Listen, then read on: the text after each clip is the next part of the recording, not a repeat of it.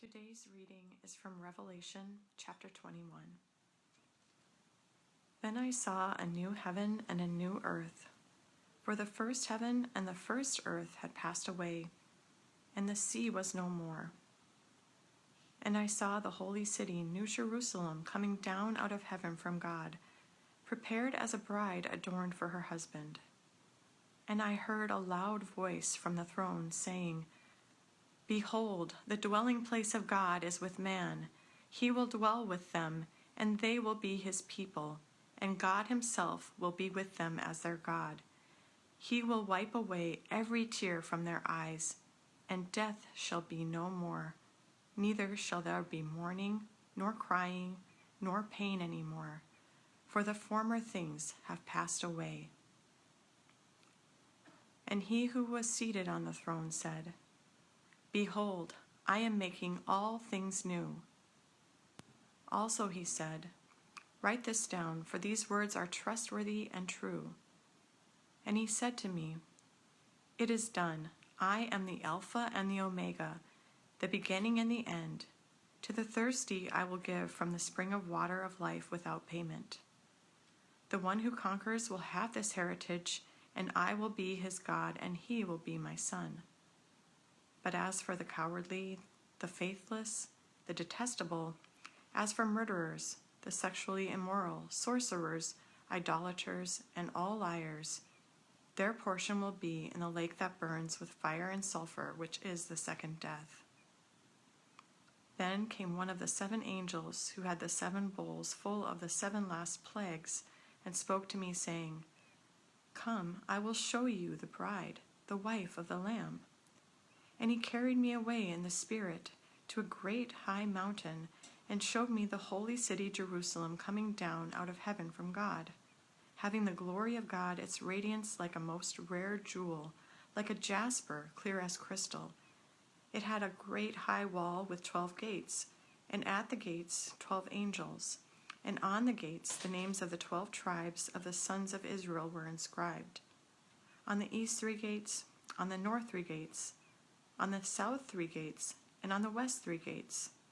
And the wall of the city had 12 foundations, and on them were the 12 names of the 12 apostles of the Lamb. And the one who spoke with me had a measuring rod of gold to measure the city and its gates and walls. The city lies 4 square, its length the same as its width. And he measured the city with his rod, 12,000 stadia. Its length and width and height are equal. He also measured its wall, 144 cubits by human measurement, which is also an angel's measurement. The wall was built of jasper, while the city was pure gold, clear as glass. The foundations of the wall of the city were adorned with every kind of jewel. The first was jasper, the second sapphire, the third agate, the fourth emerald, the fifth onyx, the sixth carnelian, the 7th chrysolite, the 8th beryl, the 9th topaz, the 10th chrysoprase, the 11th jacinth, the 12th amethyst. And the 12 gates were 12 pearls, each of the gates made of a single pearl, and the street of the city was pure gold, transparent as glass. And I saw no temple in the city, for its temple is the Lord God, the Almighty, and the Lamb. And the city has no need of sun or moon to shine on it, for the glory of God gives it light, and its lamp is the Lamb. By its light will the nations walk, and the kings of the earth will bring their glory into it. And its gates will never be shut by day, and there will be no night there. They will bring into it the glory and the honor of the nations. But nothing unclean will ever enter it, nor anyone who does what is detestable or false, but only those who are written in the Lamb's book of life. Amen. We are living between the bookends of the Bible. I don't know if you're aware of that or not, but Genesis 1 and 2 is a beautiful parallel of Revelation 21 and 22. So, for example, the book begins, chapter 1 and 2, where God creates heaven and earth, and it's good, and it's good, and it's good, and it's very good. And then chapter 3 comes, and there's this long period, all the way up to Revelation 21 and 22, where the world is not so good. That's where we're living, right? We feel the fall of the world. But Revelation 21 and 22, what do we see? God recreates the earth. There's a new heaven. There's a new earth. And he is declaring it very good again. So we're living in between the bookends of Genesis 1 and 2 and Revelation 21 and 22. So much so that it goes on. It says that chapter 1 and 2, there's no death. That doesn't come to chapter 3. And then you go to Revelation 21, and what do you find again? No death in this new heaven and new earth. There's no pain in chapter 1 and 2. That comes chapter 3, verse 17. And then chapter 21, 22, we read again, there's no more pain in this new heaven and new earth. But we're in between the bookends right now. There's no curse in chapter 1 and 2. All throughout chapter 3 until you get to chapter 21 again, there's the curse. There's the fall. There's Satan. No Satan in verses chapter 1 and 2. No Satan in chapter 21 and 22. We're living in the bookends of the Bible. And you feel that tension, and perhaps you feel a bit like Job, where it says that the days of man are few and full of frustration. You feel that fall, but the Bible's written at the very beginning and at the very end to remind you that it wasn't always this way.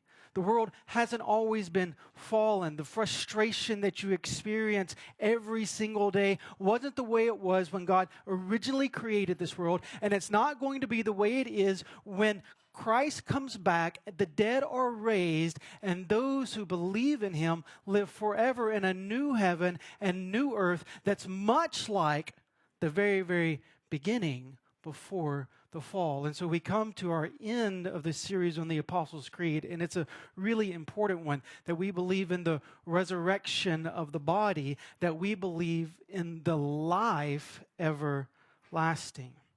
And although we live now in the bookends, there's the hope that one day we'll be in the bookends. We're not no longer between the bookends, but we're at the end where there's no more death, no more crying, no more sorrow. That's our great hope. And so today I just simply want us to talk about heaven, our eternal destination. And I want to talk about three things. First, I want to talk about the place of heaven.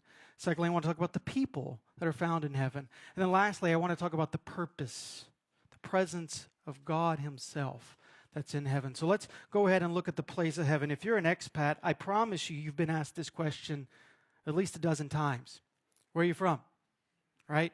And for some people, that's a harder question than others, right? Well, do you mean where I was born? Do you mean where I lived as a kid? Do you mean where I went to college? Do you mean where I met my wife? Do you mean where I had my children? Do you mean the last place that I came from? Now, if you're a Christian, there's a really simple answer to this, right? You give the Christian answer. Oh, I'm from heaven. Right? Like I belong to that heavenly city. I'm like Abraham that's longing for the heavenly city. Actually, that's why we call ourselves City Church, that we're from a heavenly city. But what does that mean? What does it mean that we're from a heavenly city? Where is that heavenly city at? Where is our final destination going to be? You're going to leave Beijing one day. You're going to go somewhere else. But ultimately, you're going to die, and you're going to be buried in the ground, and resurrection is going to happen. Where is your final destiny? The Bible actually gives us an answer. It gives us the location of heaven. Listen to the text. It says, Revelation 21:1, I saw a new heaven and a new earth, for the first heaven and the first earth had passed away, and the sea was no more. And it's important to note that it doesn't just say, I saw a new heaven, and then it just went on. No, I saw a new heaven and what? A new earth. Because a lot of people have this idea that heaven, our eternal place with God forever, is kind of up there somewhere beyond where we can see in the clouds, where we'll be floating with little harps in our hands, playing music. And that may be true in cartoons and medieval paintings, but that's not the picture that the Bible presents of heaven. Our eternal resting dwelling place with God isn't up there in the clouds somewhere. Revelation 21:10 says this, He carried me, the angel carried me away in the Spirit to a great high mountain, and He showed me the holy city, Jerusalem. That's the church. Jerusalem, the church, you and me, coming down out of heaven from God. And where's He going? Going to the new earth. Our eternal place of dwelling with God isn't up there somewhere. It's right here. It's the new earth that's recreated like Eden before the fall. This is the place where we will dwell forever with God. And that's good news for us. The earth is our eternal home. And, you know, if you ever look at a demolition crew, you never see them like going inside the home before they destroy it to clean it up. You never see them carrying paint buckets and painting the outside of the house and say, okay, it's all cleaned up, we fix it up, now just let the wrecking ball go and destroy it. Because you don't fix up things that are destined for destruction, right? And a lot of Christians have this idea that the earth is destined for destruction, so let's treat it however we want to treat it, because we're going up there away some way. And we have this escapist mentality. I'm escaping this place. But the Bible presents a very different picture for us. We're not escaping this place. We are the church that's been put on this earth to transform this place that meets its ultimate fulfillment when Christ returns, the master carpenter, right? We've begun the construction work, but when the master carpenter returns, he'll finish that construction work on this new earth. And that has huge ramifications, not just for where we're going, but it has huge ramifications for how we live right here, right now. In Judaism, doing God's kingdom was referred to as tikkun olam, which simply meant repairing the world. That's the idea of doing God's kingdom, repairing the world. That's why Jesus said, pray. I'm going to teach you how to pray. Pray like this. Your kingdom come, your will be done, where?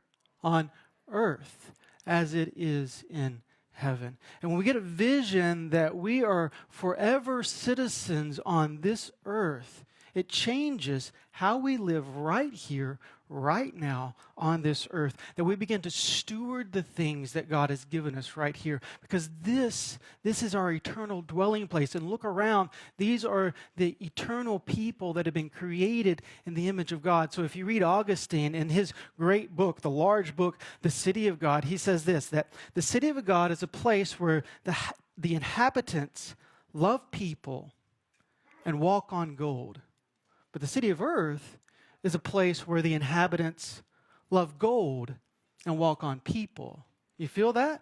You feel that we love things so much that we step on people to get to those things? But the reality of heaven is that the stuff of this world's not the important thing, that the people that God has created is the important thing. And God has given us the stuff of this world to steward well, to bring Him glory, and to bring good for the people in this world. And when we get a true vision of where our eternal place is going to be, it changes how we live right here, right now. And a lot of people, when they discover, wait, you mean to tell me I'm not going up there? That's not my final place, up in the clouds, with the pearly gates that I get to go in and I get to meet Peter. That's not where I'm going to be forever. I'll be stuck down here on earth. That sounds a little bit more like hell than it does heaven. I want to escape from this place. I want to get away from this place.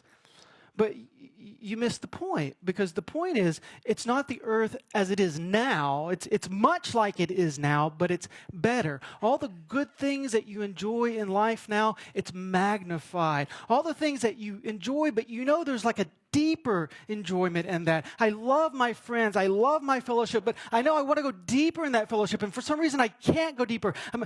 My grasp isn't far enough for the things that I want in this world. We'll get to experience it in its fullness when Christ comes and finishes the job of recreating this new heaven that comes down to the new earth.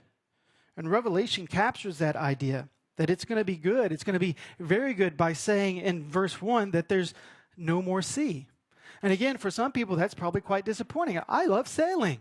You know, my favorite vacation is a condo on the beach where the sun sets and the waves are crashing on the wet sand below. What do you mean there's no more sea? That sounds really boring to me. I love the sea. But you got to remember, Revelation is apocalyptic literature. And what did we learn last week? John loves what?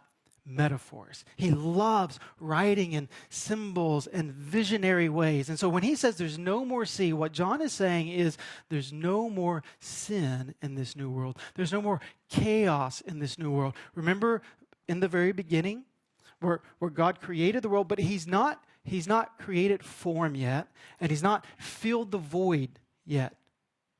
What happens? The earth is full of water, the tumultuous, raging sea. And then God separates it and creates and says, it's good, it's good, it's good.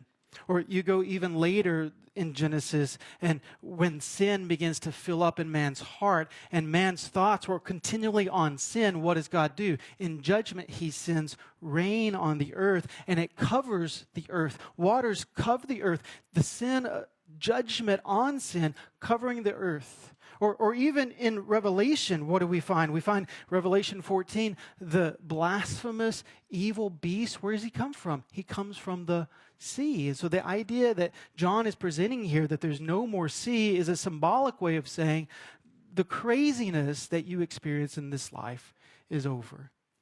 And then he gives some very practical examples. And it's not everything to know about heaven, because the Bible doesn't, it just tells us enough about what we need to know about heaven. But what he does is the vision that John has given, he shows us some things that will be missing in this new heaven and new earth. He says, verse 4, he'll wipe away every tear from their eyes. No more tears in this new heaven and new earth. The death shall be no more. And those of you who have lost loved ones and experienced death, or even perhaps are experiencing your own mortality, you rejoice that in the new earth, there's no more death there. There'll be no more mourning, and those who suffer with depression and those who find it difficult to get up every day to go and just function and just live life with joy. You find that it's going to be really wonderful. Whoa, there's no more mourning in this new earth. There's no more crying. There's no more pain. And some of you living with chronic pain, that you're having to take pills every day to just try to alleviate just a little bit the pain that you're experiencing on this earth. It's a great joy to know that it's not going to be there anymore in the new earth. For the former things have passed away. And it's not a complete picture of heaven. It's like a movie trailer. You know, when you go to the movies and you see a trailer for a movie, they don't put the whole movie on there. You got to go to the movie to watch. You got to pay for that, right? But the trailer is just the highlights that make you say, wow, that looks really good. I've got to go watch that movie. And so Revelation 21 and 22 is giving you some highlights of heaven that makes you say, I got to go see that place. I want to be there in that place. That sounds incredible. And then he moves on from the place to talk about the people.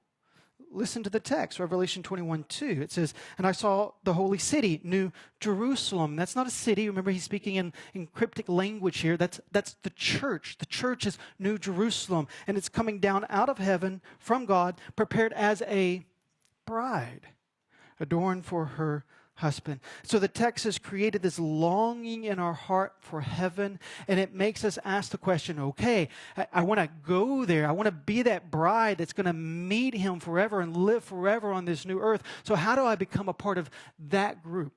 And the Bible actually gives us the answer to that. And it's not what we would suspect. I mean, you think about it, you could leave the service today and you could go to like a Michelin star restaurant in Beijing, and you pretty much know what to expect there, right? I mean, you know the kind of people that will be in a Michelin star restaurant. You know the kind of dress that they'll be wearing. You know the kind of take-home pay that a person that goes to a Michelin star restaurant has. You know what it's going to cost to get in the door. But heaven is spoken of exponentially greater than some Michelin star restaurant. And so you're thinking, wow, the ticket price to heaven must be really high, and the dress code to heaven must be really, really high, and the VIP section in heaven must be really kind of off the scale. There's no way that I can get into that place. But over and over and over again, Jesus reminds us that heaven is full of all kinds of people, rich people, poor people, educated people, uneducated people. And most importantly, heaven is full of sinners. Well, I should say former sinners, sinners who have repented and believed in the gospel and have been transformed into the image of Jesus. This is how Revelation says it. This is what all of the bride has in common. Verse 6, to the thirsty, I will give from the springs of water of life without payment. Thirsty people make it into the kingdom. That's it. Thirsty people. Are you thirsty for Jesus? Are you thirsty for a relationship with Jesus? You take a man, you put him in a desert, and you leave him without water, and he quickly becomes very thirsty, and he becomes desperate for water. He begins to do anything to get to that water. And when he finds a water source, he drops everything that he has so that he can run to that water source, because he knows that's his only hope. He knows that what he's holding right here is no value to him. The most important thing right now to him is the water. And heaven is presented like this. The person who gets into heaven is the person who values Jesus more than anything else. It says, I want you more than anything else this world has to offer. I'm thirsty for you and for you alone. Thirsty people make it into the kingdom. And did you notice how much it costs to get into the kingdom? It said it, to the thirsty I will give the springs of water of life without payment. And in case you missed it, he's going to say it again, because we're really good at missing this part.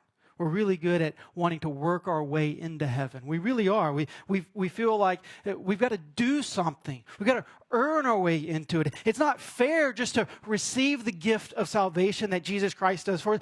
Let me just offer something for you. I've got to do something. I've got to make my way into it. I've got to work really hard to get into it. We love that idea of working our way into heaven rather than grace-based salvation. So he says it again. Revelation 22:17. And let the one who is thirsty come.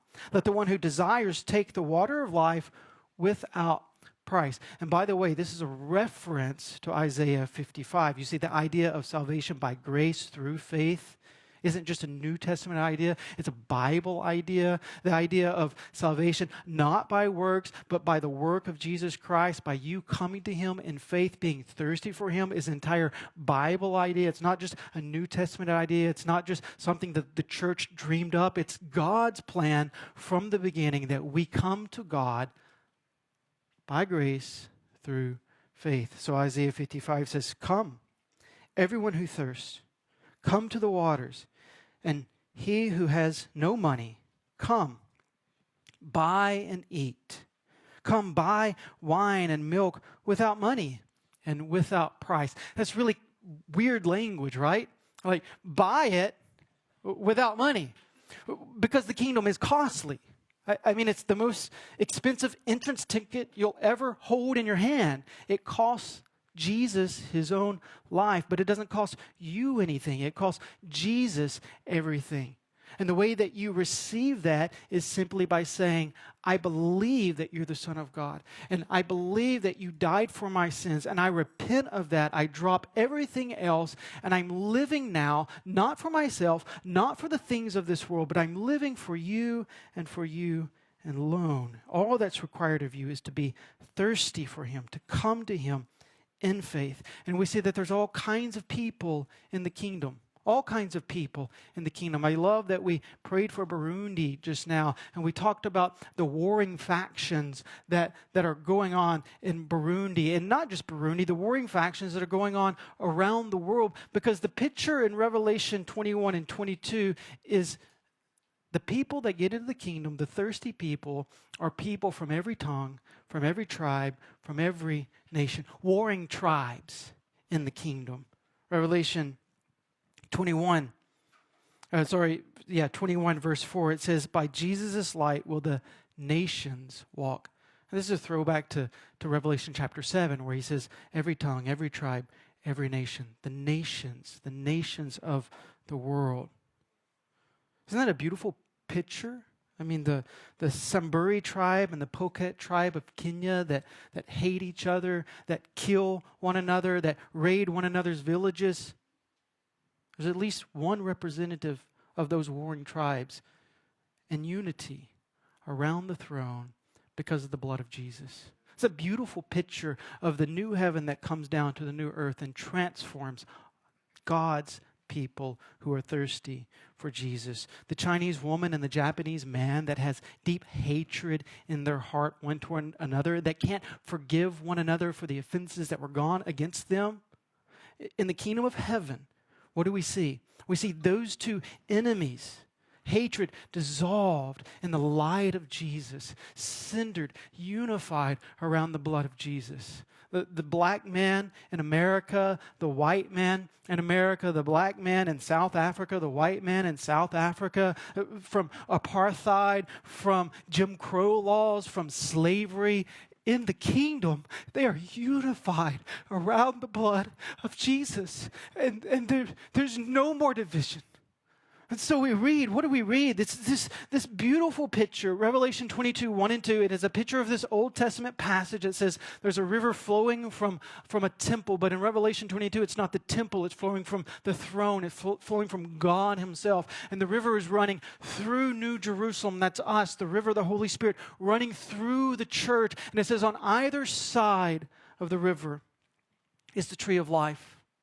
Revelation 22 says this, that the leaves of the tree were for the healing of the nations. Why? Because the nations need healing. You feel that?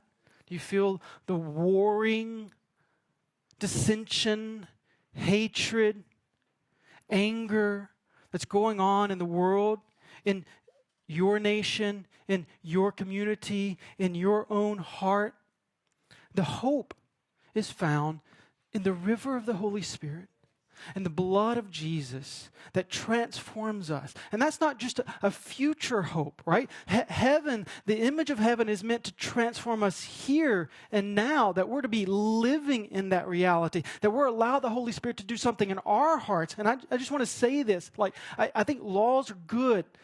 I think there's a lot of change that can be taken in the civil parts of government. But I want you to know the ultimate hope doesn't rest in laws. The ultimate hope rests in the blood of Jesus and the power of the Holy Spirit who comes inside a person and transforms their heart so much. So now they want to obey those laws. You don't even have to put those laws there anymore because I just love them, and it's just intrinsic in me to love my enemy and to pray for him and say, you're no longer an enemy. You're a brother bought with the blood of Jesus. Come, let us worship around the throne together. That's the vision of heaven that Christ gives to us to say the church is not just to be looking forward to that day. The church is to be living out that day right here, right now. Your kingdom come. Your will be done on earth, in Beijing, in whatever city and nation you're from now, not just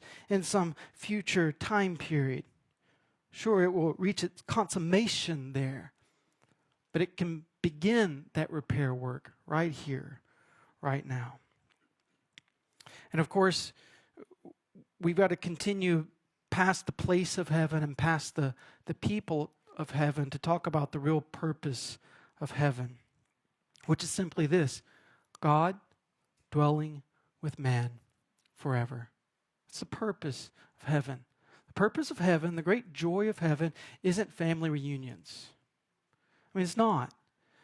Because the reality is, and I say this with sorrow and sincerity in my heart, there's a lot of people in this room that you won't have that family reunion because your family members don't know Christ.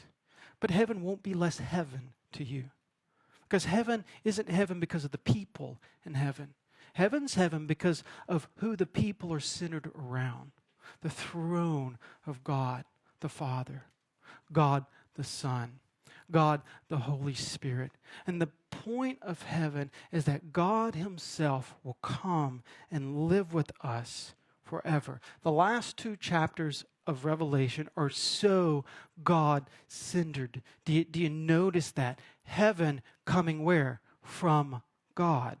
A bride adorned for who? For God. A voice from the throne that says 3 times, the dwelling place of God is with man. He will dwell with them. God himself will be with them. It's God who takes the initiative to wipe away the tears. It's God who is making all things new. It's God who says, I'm the Alpha, I'm the Omega. It's God who says, it is done, echoing the words of Jesus on the cross. It is finished. It's God who's giving living water to those who are thirsty. It's God who's making the bride radiant like his own glory. It's God who is the temple, and it's God himself who is the light by which the nations walk. The purpose of heaven isn't even the removal of death and the removal of mourning or crying or pain or even sin. These are results of the purpose of heaven. It's the fruit, not the root of heaven. You see, the root of heaven is God's there with you. And because God is there with you, he dissolves death and he dissolves pain. But I want just realize this. Pain? Well, I mean, I'm old. You know, my body's breaking down on me. Like, there are moments where my back hurts and I can't walk. I mean, like, yeah, that sounds really good. No more pain. I'm looking forward to that day. That's not the most important thing. It's not the thing that I most look forward to in heaven. Mourning, I've cried a few tears in this life. I've had some sorrow. I've had some heartbreak. And so the idea that there's no more mourning, that's pretty good. I like that idea, but that's not the thing that I most look forward to in heaven. No more death. Hey, I've lost some great people that I love a lot, and I've experienced sorrow upon sorrow because of that. But that's not the thing that I look forward to most in heaven. What I look more forward to most in heaven is the fact that I will be with Jesus forever. The one who died for me, the one who loves me more than anyone else, more than I can even fathom. I will be with him forever. So Revelation 22:4 tells us that we will see his face. Do you long for that? You know, some people hear that description of heaven and think, wow, that sounds kind of boring. That's it? Like just the presence of God? And I think that's really important. If you feel like that, like if you feel like heaven's kind of boring because like the main point of heaven is Jesus, that's a warning for you. Because that means you're not thirsty. Right? The thirsty, the people that want Jesus more than anything else. If you're looking forward to anything else more than Jesus, be warned right now, because maybe you're not really the thirsty that really wants to get into heaven. You're wanting all the secondary stuff. You're wanting the fruit of heaven, but not the root of heaven. We want to see his face. And when we see his face, guess what happens? Sin. No more.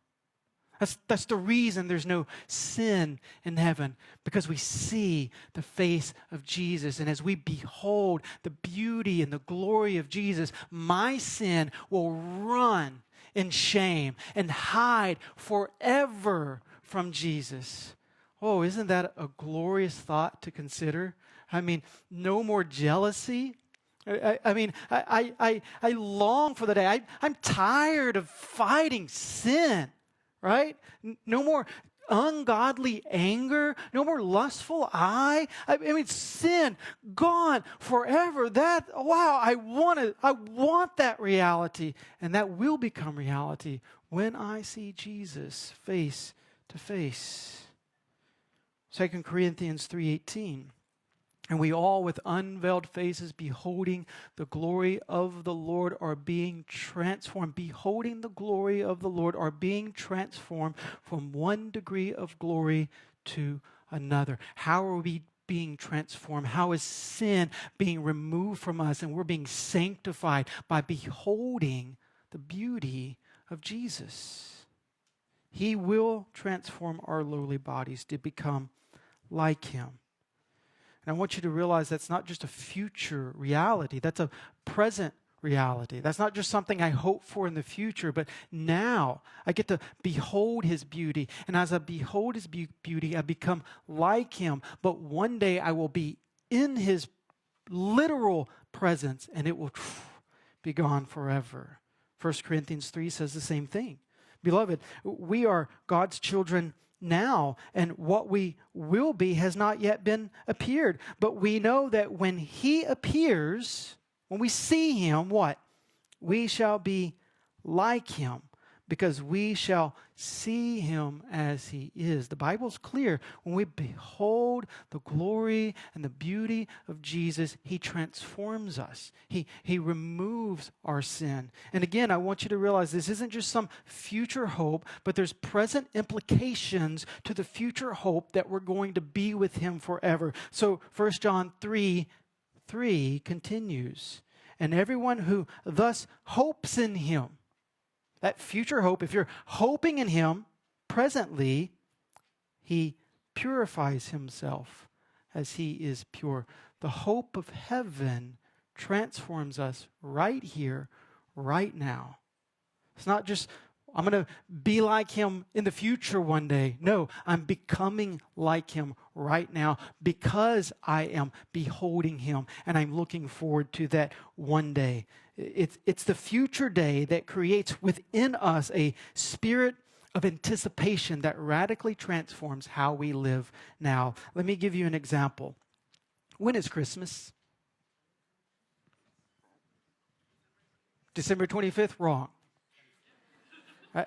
We got a Christmas light right here, right? We got a Christmas tree right here. Come on, you know the answer to this. Some people's like, November 1st, that's when Christmas starts, right? Other people's like, after Thanksgiving, December, 1st, that's when Christmas starts. That's when you can play Christmas music.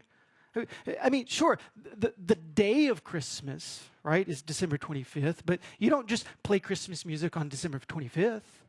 You don't just put up your Christmas tree on December 25th. You don't just hang up your stockings on December 25th. You don't just wrap presents, unless you're a man, on December 25th.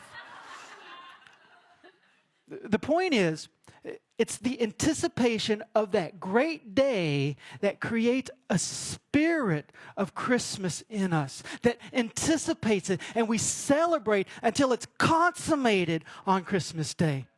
And that is the reality of heaven, that the reality of a future presence on a new earth with Jesus forever creates a spirit within us that we are celebrating and rejoicing the reality of the new heaven with Jesus forever that's continuing and finally consummated in the new heaven when our bodies are resurrected and we live forever with the Lord. So, Revelation 22 ends the only appropriate way that it could end. The Spirit and the bride say, "Come." And let the one who hears say, "Come." And let the one who is thirsty come. And let the one who desires to take water of life without price. And then verse 20, he who testifies of these things says, "Surely I am coming soon." Amen. Come, Lord Jesus. And one of the ways that the church actively says, "Come," is through participation in the Lord's Supper. So I'm going to invite the worship team to come up.